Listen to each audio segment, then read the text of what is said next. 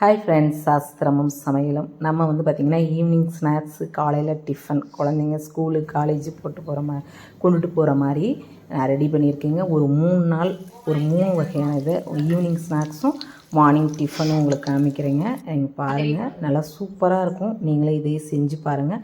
நம்ம சேனலை ஃபஸ்ட் டைமாக பார்க்குறதா இருந்தால் சப்ஸ்கிரைப் பண்ணிகிட்டே பாருங்கள். உங்களுக்கு இந்த வீடியோ பார்த்து முடிச்சுட்டு பிடிச்சிருந்ததுன்னா லைக் ஒன்று கொடுத்துக்கோங்க. பார்த்திங்கன்னா பாவு பூஜி இந்த எங்கள் பொண்ணு கேட்டுக்கிட்டே இருந்தால், அதனால் சரி அப்படின்னு சொல்லிட்டு கடையில் ஸ்கூல் விட்டு வந்துட்டு அதுக்கப்புறம் பார்த்திங்கனாக்கா நான் வர்ற வழியில் டிபார்ட்மெண்ட் ஸ்டோரில் வாங்கிட்டு வந்தேன். சீஸு, இது பாவுபஜி, இந்த ப்ரெட்டு வாங்கிட்டு வந்துட்டேங்க. வாங்கிட்டு வந்துட்டு அதுக்கப்புறமா ஈவினிங் தான் வந்து பசங்களுக்கு செஞ்சு கொடுத்துன்னு வச்சுக்கோங்க. நம்ம கடைக்கு போய் எண்ணத்தை தான் நம்ம வாங்கி கொடுத்தா அந்த 2 பீஸ் பார்த்திங்கன்னா 70 ரூபா, ஒரு கடைக்கு ஏற்ற மாதிரி 50 ரூபா அப்படி பீஸ் வருது. நம்ம வந்து சாப்பிட்றது அந்த அளவுக்கு உங்களுக்கு திருப்தியே இருக்காது இல்லைங்களா? குழந்தைங்களுக்கு வாங்கி 2 பீஸ் வாங்கி சாப்பிடணும். இது 100 ரூபா செலவுலேயே பார்த்திங்கன்னா ப்ரெட்டும் நமக்கு அந்த வெண்ணெயும் இருந்தால் போதுங்க, சூப்பராக ரெடி பண்ணிடலாங்க. ஆல்ரெடி நம்ம சேனலில் வந்து பார்த்திங்கனாக்கா இந்த பாவு பஜ்ஜி நான் போட்டிருக்கிறேன். நல்லா சூப்பராக இருக்கும். அது எப்படி பண்ணணும் என்னன்னு டீட்டெயிலாக நான் போட்டிருக்கேன். இப்போ வந்து நான் உங்களுக்கு ஃபுல்லாக டீட்டெயிலாக நான் காமிக்கல, ஏற்கனவே போட்டிருக்கிறதுனால சிம்பிளாக செஞ்சதை மட்டும் நான் உங்களுக்கு காமிச்சிருக்கேங்க. 100 ரூபாய்க்குள்ளே வெண்ணெய் இருந்தால் போதுங்க, சூப்பராக செஞ்சு முடிச்சிடலாம். வீட்டில் ஒரு 4 பேர் ஃபுல்லாகவே 4-5 பேர் சாப்பிட்டுக்கலாங்க. 12 பீஸ் இருக்கும். சூப்பராக இருக்குங்க, செம்ம டேஸ்ட்டு. நம்ம அந்த கடையோட டேஸ்ட்டே அப்படியே வருங்க. நமக்கு வந்து அந்த பாவு பஜ்ஜி மசாலா இருந்தால் போதும், வெண்ணெய் இருந்தால் போதும் வச்சுக்கோங்களேன். நான் இப்படி தான் பாப்பாங்களுக்கு ஈவினிங் போட்டு கொடுத்தேன். கேட்டுக்கிட்டே இருந்தாங்க 1 வீக்காக. சரின்னு சொல்லிட்டு ப்ரெட் வாங்கிட்டு வந்து போட்டிருந்தேன், ஈவினிங் போட்டேங்க. நீங்களும் வந்து நான் அந்த பாவு பஜ்ஜி போடுற வீடியோ போட்டிருக்கேன். உங்களுக்கு இருந்ததுன்னா உள்ளே செக் பண்ணி பாருங்கள். இருக்குன்னு நான் போட்டிருப்பேன். எப்படி மசாலாலாம் சேர்க்கணும் அப்படின்னு சொல்லிட்டு பண்ணியிருப்பேன். நல்லா சூப்பராக இருக்கும். சீஸ் கொஞ்சம் இருந்ததுனால பாப்பா வந்து சீஸும் கொஞ்சம் இதில் ப்ரெட்டுக்குள்ளார வச்சு ஒரு இது போட்டிருந்தோம். அதுவும் நல்லா டேஸ்ட்டாக இருந்ததுங்க, செம்ம டேஸ்ட்டாக இருந்துச்சு. ஈவினிங் வந்து பாவு வச்சு பார்த்திங்கனாக்கா நம்ம அந்த கடையில் சாப்பிட்ற ஃபீலிங்கே இருக்குது அப்படின்னு சொன்னாங்க எங்கள் பெரிய பொண்ணு. அதே மாதிரியே கொடுத்தேன் பாருங்கள், செம்ம டேஸ்ட்டாக இருந்துச்சுங்க. நம்ம வந்து ரெட் சில்லி இருந்தால் நீங்கள் போட்டுக்குங்க.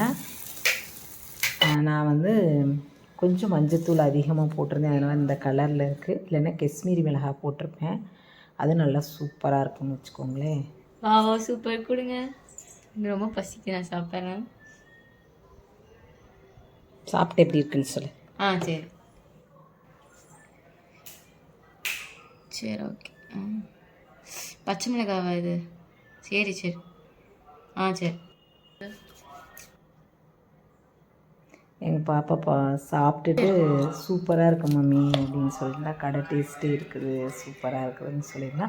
நீங்களும் வீட்டில் இதே மாதிரி செஞ்சு பாருங்கள். அடுத்து பார்த்திங்கன்னா வீட்டில் வந்து பீஸா, வீட்டில் வந்து கடையிலேருந்து வாங்கிட்டு வந்து செஞ்சுக்கிறேன், கொடுங்க கடையில் வாங்கி கொடுங்கன்னா, நான் இல்லை நான் வீட்லேயே உங்களுக்கு செஞ்சு தரேன், தோசை மாவில் செஞ்சு தரேன், சூப்பராக கடையை விட சூப்பராக செஞ்சு தரேன்னு பெரிய வெங்காயம் ஒரு 4-5, பூண்டு ஒரு பிடிச்சேன், ஊற வச்ச வரமிளகா ஒரு 6-7 வரமிளகா.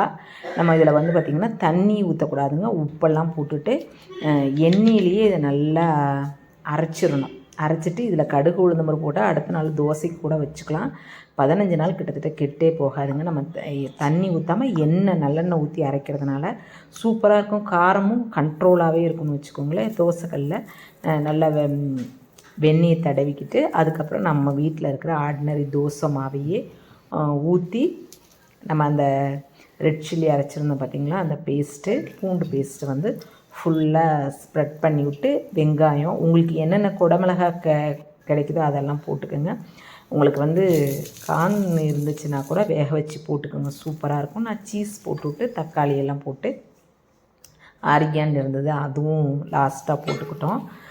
நல்லா சீஸ் தோசை வந்து பார்த்திங்கன்னா நல்லா சூப்பராக இருந்துச்சுங்க. வெண்ணெய் தடவி போட்டிருக்கிறதுனால பசங்க வந்து நம்ம கடையில் வாங்குறத விட ரொம்ப டேஸ்டியாக இருந்துச்சு அப்படின்னு சொல்லி சாப்பிட்டுச்சுங்க. அப்புறமேட்டு பார்த்திங்கன்னா அதுலேயே பொடி போட்டு கொடுங்க அப்படின்ட்டாங்க. அப்புறம் இது ஒரு டைப் நான் செஞ்சு கொடுத்தேன், வெஜிடபிள்ஸ்லாம் போட்டு சாப்பிட்டுச்சுங்க. ரொம்ப டேஸ்டியாக இருக்குது, சாப்பிட்றதுக்கு திருப்தியாக இருந்துச்சுங்க.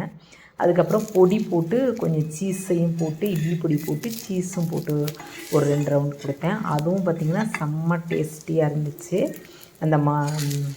அந்த இதை பார்த்திங்கன்னா பூண்டு ஸ்ப்ரெட் பண்ணது பார்த்திங்கன்னா மசாலா வந்து அவ்வளோ ஒரு டேஸ்ட்டுங்க. அது வந்து அடுத்த நாள் மார்னிங் பார்த்திங்கன்னா பாப்பா வந்து மசால் சப்பாத்தி கேட்டிருந்தா. அதனால் பார்த்திங்கன்னா கோதுமை மாவு ஒரு 3 கப்பு போட்டுட்டு அதில் பார்த்திங்கன்னா கரம் மசாலா, மஞ்சள் தூள், ஆம்ச்சூர் பவுட்ரு, மசாலா நம்மக்கிட்ட என்னென்ன மசாலா இருக்கோ எல்லாம் போட்டுக்கலாங்க. நல்லா சூப்பராக இருக்கும்னு வச்சுக்கோங்களேன். சாட் மசாலா, ரெட் சில்லி எல்லாம் போட்டுட்டு ஜீரகத்தூள் 1 ஸ்பூன் இருந்தால் போட்டுக்குங்க. போட்டுட்டு உப்பெல்லாம் போட்டுட்டு எண்ணெய் ஒரு 2 ஸ்பூன் இல்லைன்னா வெண்ணெய் இருந்தால் போட்டுக்குங்க. போட்டுட்டு நல்லா 2-3 டைம் நல்லா கையில் எண்ணெய் தடவி பிசைஞ்சு உருட்டி வச்சுட்டு நல்லா கொஞ்சம் மேமாவை போட்டு நல்லா மெல்லிசாக தேய்ச்சி வெண்ணெய் இருந்தால் இல்லைன்னா எண்ணெய் இருந்தால் போட்டால் திருப்பி போட்டுக்குங்க. நல்லா சூப்பராக இருக்குங்க. காலையில் நல்லா காரசாரமாக குழந்தைங்க வந்து ஸ்நாக்ஸ்க்கும் கொடுத்து விட்டுறலாம். நான் வந்து பார்த்திங்கன்னா சென்னையில் இருக்கிறப்ப இந்த மார்வாடிஸ் பசங்க இப்படி தான் அவங்க ஸ்நாக்ஸ் எடுத்துகிட்டு வருவாங்க. சப்பாத்தி தான் அதுங்க எடுத்துகிட்டு வருங்க. நல்லா சூப்பராக இருக்குங்க. அதுவும் சாஸோடு சாப்பிட்டுச்சுங்க எங்கள் பசங்க. சூப்பராக இருந்துச்சு சாஸில்.